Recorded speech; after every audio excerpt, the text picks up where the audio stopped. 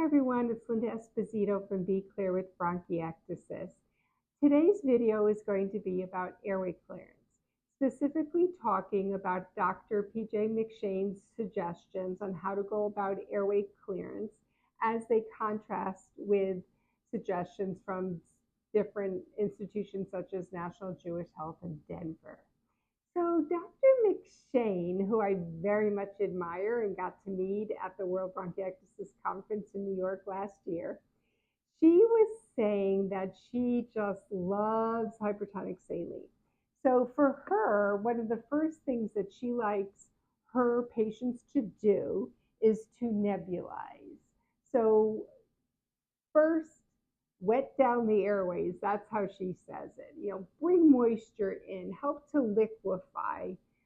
That's what she likes to happen first. And sometimes if you have enough time to even give it a little time so that that moisture can really get in there to the lower airways.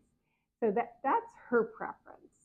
And she finds it much more effective than perhaps as some of us were doing or still do, because I still do it sometimes, is attaching to try to do them at the same time. So many of us will take our nebulizing cup. I use the Airway Clearance that is recommended by National Jewish with the Umbra compressor. So I use this cup. Always have the exhaust valve underneath, by the way. This is different from some other nebulizing cups. So you just take that piece off and you can attach it to your OPEP device. And I use an Aerobika. OPEP stands for oscillating positive expiratory pressure. And what it does is it splints open the airways, and then the vibration actually vibrates the mucus off the airway walls. And National Jewish, they like for their patients to attach them. So when you inhale, you're inhaling the mist that's going to moisturize your airways. And as you exhale, you're going to flutter the device. And they also suggest for people who have what are called high frequency chest wall oscillation vests, as I do, that also vibrate. And they also suggest that we do it all together. And why is this? It's because the best airway clearance for them is, and for many, is the one people are willing to do. And the one that takes the least amount of time is usually what people are most likely to do. And that's true for many people who have other, obligations. They're working, they have a family to take care of, they have elderly parents to visit, they just have other things going on. Or maybe they're just retired and want to have a good fun. They have social obligations. They're going to play pickleball, they're going to play tennis. And you've got to do the airway clearance. So it does make a lot of sense on the one hand that perhaps the best one is the one that takes the least amount of time, but also is the most effective. So that's what we're going to talk about. Whether or not this is the most effective approach, attaching them, perhaps with your vest if you're wearing one, and then doing the huff coughs as well. Whether that's the most effective will depend on you, and everyone's different, as we know, and as we often talk about, because it's very, very true. So if that really works for you, and you're easily can get mucus up and get it out, because that's the goal.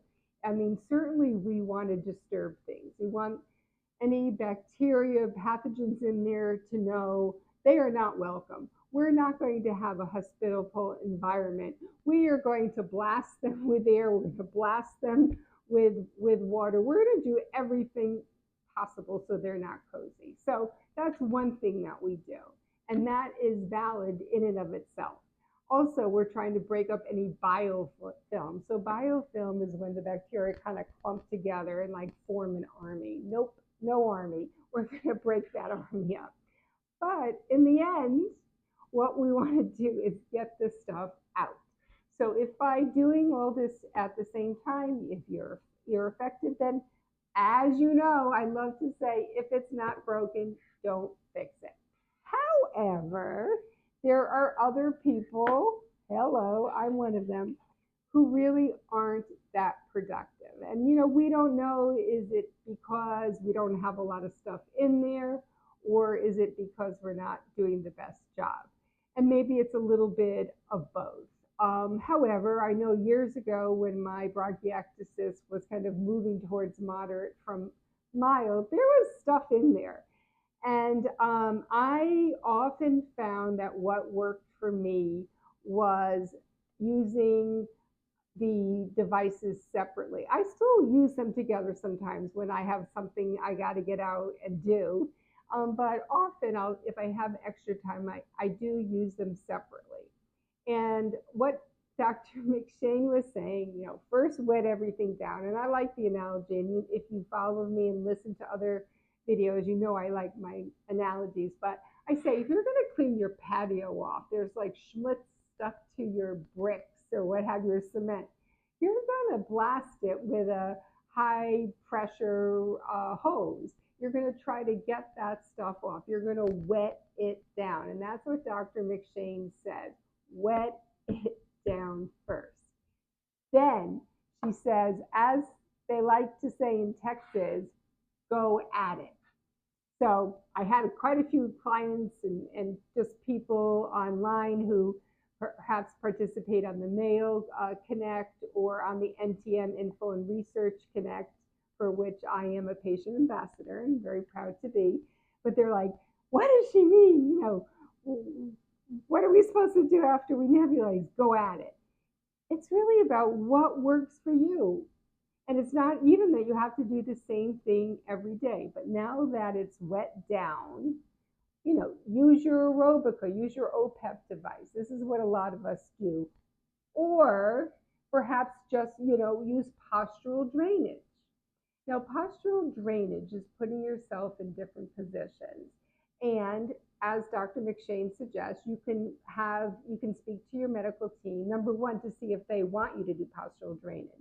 Because many people who have a bad case of reflux, maybe postural drainage isn't the best thing because you're lying down, you're kind of, you might be at a certain decline with your head lower than your hips.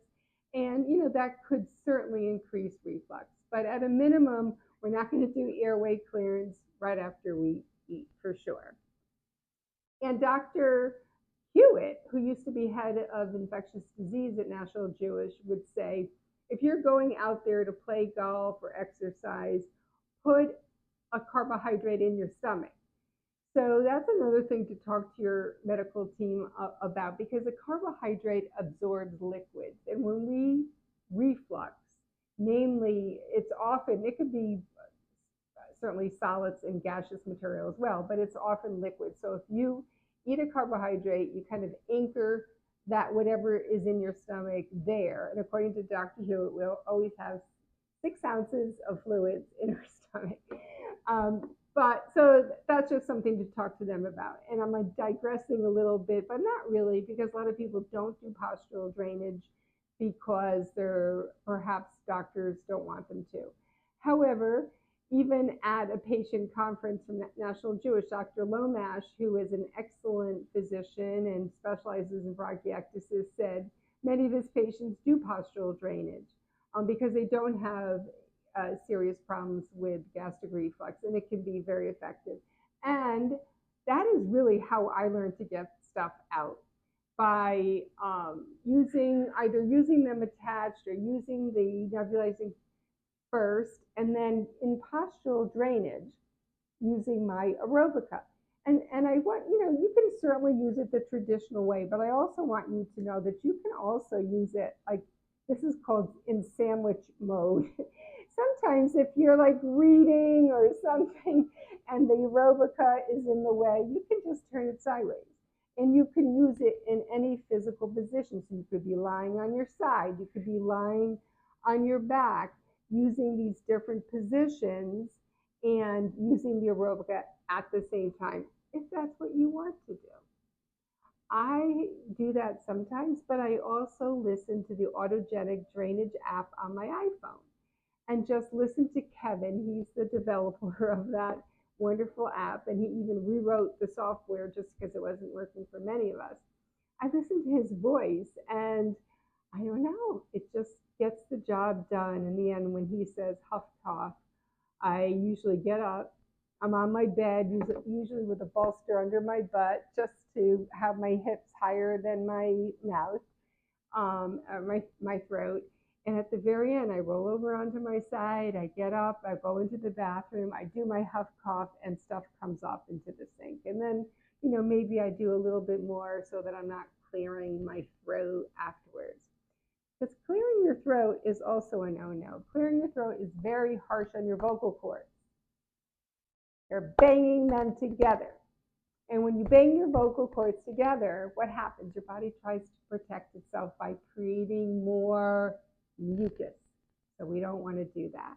But we do want to experiment a little bit, see what works best for you, whether doing it all together works best or doing that in the morning, doing something else in the evening, using an OPEP device, using your vest even separately. Because I don't know about you, but I have to say that when I try to nebulize, when I have my vest on, I feel like they're working against one another. And Dr. McShane spoke to that. I feel like I'm trying to bring this moisture down into my lungs, but the vest actually is kind of pushing stuff up. So whatever works for you, you're going to do it. And be creative. I know some people prefer not to be creative, and I respect that. They're like, Linda, just tell me what to do. Well, I'm not a respiratory therapist, so I am not telling you what to do. All I can do is tell you what the options are, what I do, and then to speak to your doctor about it. So I hope this was helpful, and hopefully you feel a little bit clearer now on how to go about your airway clearance. So experiment, have fun, and get back to us and let us know what works for you. Okay, thank you so much. Take care. Bye-bye.